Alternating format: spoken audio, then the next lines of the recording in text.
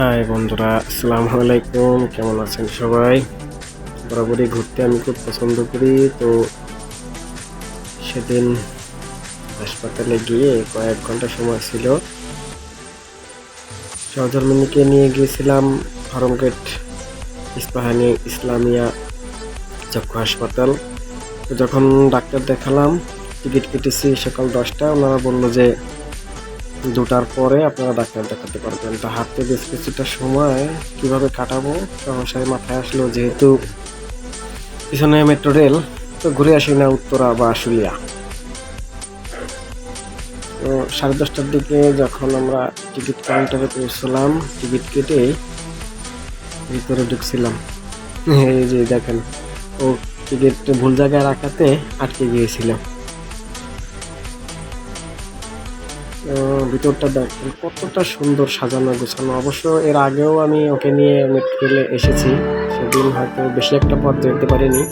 ওই আগারগাঁও থেকে মিরপুর 10। আজকে যেহেতু হাতে সময় আছে, তো আমরা সিদ্ধান্ত নিলাম যে আমরা উত্তরা সেন্ট্রাল পর্যন্ত যাব, এবং ওখান থেকে যদি হাতে আরও কিছুটা সময় পাই তো সময় বুঝে ব্যবস্থা নিয়ে যেদিকে যাওয়ার, তো আমরা যাওয়ার চেষ্টা করব। এই তো লিফট ধরে উপরে উঠলাম। প্রথমে বুঝতে পারছিলাম না যে আসলে আমরা ডানে যাব না বামে যাব, কোন দিকে যাব সেটা আসলে মাথায় আসছিল না। তারপরে এক ভাই বললো যে আপনারা কোথায় যাবেন, বললাম আমরা যাবো উত্তরা। তো সেই সুবাদে ইনশাল্লাহ উঠে গেলাম। প্রতিটা জায়গা দেখেন কি সাজানো গোছানো, পরিষ্কার পরিচ্ছন্ন। একটা জিনিস আমার খুব ভালো লাগলো যে প্রত্যেকটা জায়গায় অ্যানাউন্সমেন্ট হচ্ছে, যে সব ধরনের দিক নির্দেশনা তারা মাইকিং করছে খুব সুন্দরভাবে, এবং সব জায়গায় সব ধরনের দিক নির্দেশনা তো দেওয়াই আছে, সাথে গার্ড এবং আনসার সদস্যরা আছে। যে কোনো ধরনের সমস্যা হলেই তাদেরকে ডাক দিলে তারা খুব আন্তরিকভাবে সাহায্য করে। অপেক্ষা করছিলাম যে কখন ট্রেন আসে, বলতে বলতে কয়েক মিনিট পরেই ট্রেন চলে আসলো।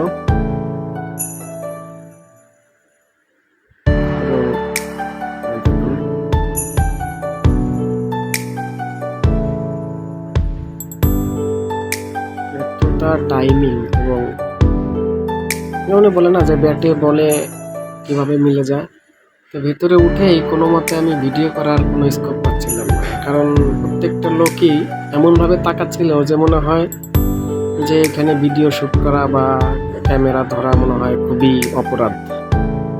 হতে পারে এটা এরকম, আমি জানি না, তবে কেউ সেরকম কোনো স্কোপ দিচ্ছিল না সরে যাওয়ার মতো। ওই গেটে দাঁড়িয়েই যতটুকু পারছিলাম ততটুকু ভিডিও করার চেষ্টা করতেছিলাম। বলতে বলতে সামনে এরকম কয়েকটা স্টেশন ফ্রি চলে গেল। মিরপুর 10 পার হওয়ার পরে কিছুটা ফ্রি জায়গা পাইলাম, এই তো দেখতেই পারতেছেন ভিডিওতে। এবং 10-11 পার হয়ে যাওয়ার পরে আমি জানলার পাশে সিট পাই, এবং ভিডিও করার জন্য খুব ভালো লাগছিল যে কয়েকতলা উপর দিয়ে কোথায় চলে যাচ্ছি।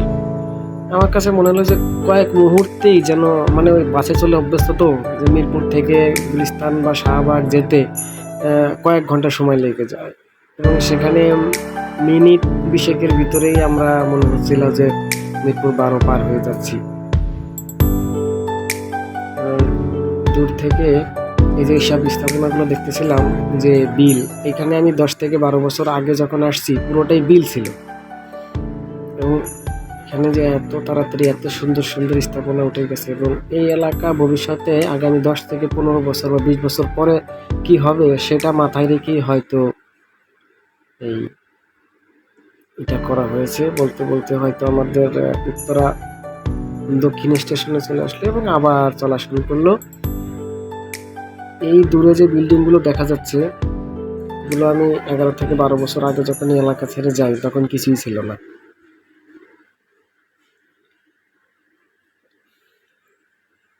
তখন শুধুমাত্র এই যে স্যাটেলাইট সিটিটার হয়তো প্লট ভাগ করা বা পুনঃ সাজানো হচ্ছিল, কোনোরকম কাজ ধরা হয়নি। কয়েক বছরের ভিতরে কি অবস্থা, কত সুন্দর নান্দনিক সাজানো গোছানো অবস্থা দেখতে পাচ্ছেন। এসব জায়গা তো তখন আসতেই পারি নাই, দূর থেকে শুধু দেখতাম। ওই আশুলিয়া যাবার পথে পঞ্চবটি বিরুলিয়া স্টেশন থেকে এদিকে যতদূর চোখ যেত ধুধু বালু। দেশ বাংলা একটা কোম্পানি ছিল, তারা বালু ফেলাতেছে। যে বলতে বলতে হয়তো আমাদের চলে আসলাম উত্তরা সেন্টার। নামার জন্য প্রস্তুত হচ্ছিলাম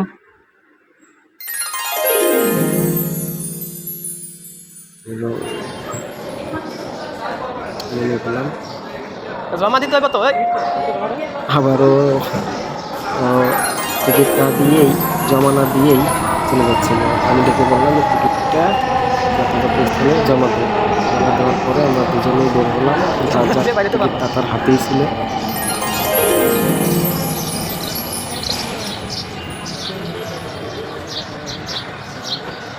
খুব পরিপাটি বিষয়। আমার কাছে মনে হচ্ছিল যদি এই ধরনের সার্ভিস ঢাকা, খুলনা, চট্টগ্রাম, সিলেট, বরিশালে যদি এরকম ট্রেন যায় তো মানুষ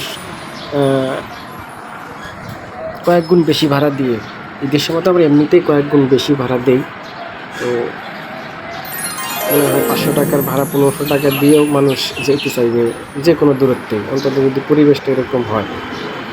উন্নত বিশ্বে যেরকম আছে ট্রেনের সুবিধা, আমাদের যতটুকুই যে অবস্থায় এসেছে যাই পাইছি খুব ভালো লাগলো আমার কাছে আর কি।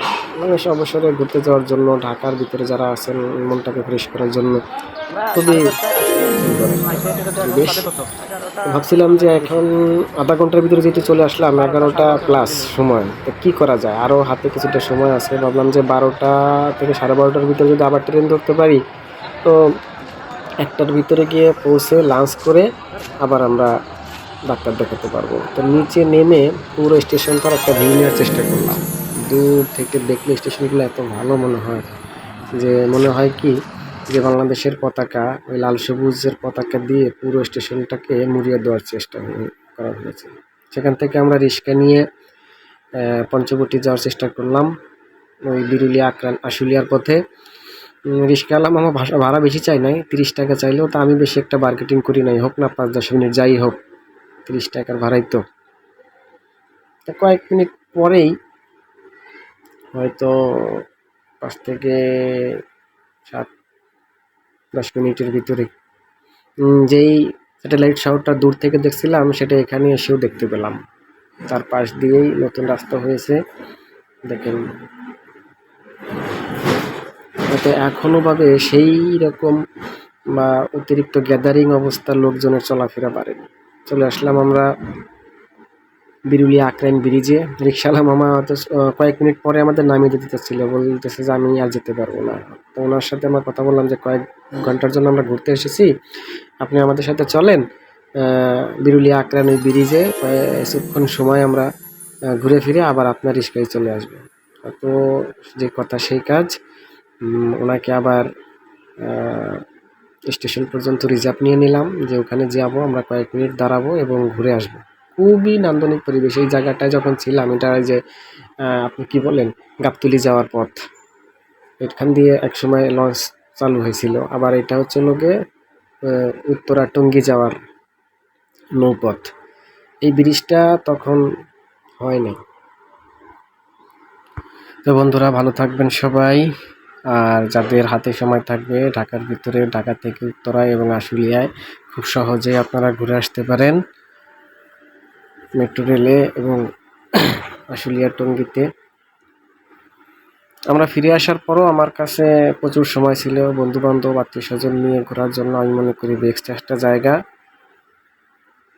তো পরবর্তীতে অন্যান্য ভিডিও নিয়ে আপনাদের সামনে আসতে চাই, দোয়া করবেন সবাই।